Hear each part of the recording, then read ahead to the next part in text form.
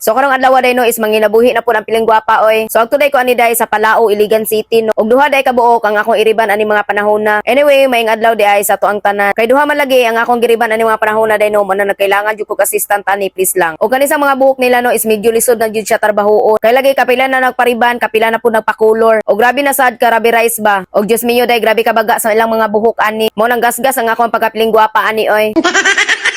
Pero kaning pagkaribanan ako day no is ning anak jud ko sa akong client ani day nga buhaton jud nako ang taman sa kuang makaya. Kay lagi medyo lisod na jud pud ang ilang buhok ba. So kung unsa naman gani ang result ani sa after 3 days no is mora jud na ang nakaya sa piling gwapa please lang. Kay mara na magog plastiko ang ilang mga buhok ani. Muna pag inana lagi nga klase nga buhok no is ako jud na pangitaan og pamaagi ba. Para lang ma-okay or naay kausaban or naay kalainan ba nga ako ang giriban. So dili man gani 100% ang kanindot ani after 3 days. Pero napoy kausaban sa inyong buhok. Pero salig po ko sa kung kaugalingon ani nga after 3 days ani is napoy kalainan or naay kausaban sa ilang buhok ba. Mo na ginaoy lalabanas ka piling gwapa. Di gubano ng buhok oy please lang. Anyway dai nalanday ko i-comment nga basahon no. Medyo taas-taas jud ni ang comment ni Ma'am Monica no please lang. So niana day si Ma'am Day no nga Ma'am Emerly tabang sa dito sa Cebu. Sikat naman ka na vlogger, daan pa sa una, dako naman ka og kita karon, dapat kabalo ka mo tabang. Labi na jud sa mga taga Cebu. Idol ra ba kaayo ti ka ipakita sad sa amuan na kabalo ka mo tabang Ma'am Emerly, nagpakadato raman ka. So kabalo ba mo day no dili tanang vlogger or dili tanang content creator day nga dagko og sweldo. Og dili sad tanang content creator day nga makatabang dayon ba or kumbaga dato bitaw. So actually Ma'am Monica no, sa karon dili pa jud ko katabang ana sa Cebu sa imuhang giingo. Kay lagi kani magong account na ko no is bag-o lang jud ni siya na monetize. So ang kita day nako ani akong bagong account tay no is $25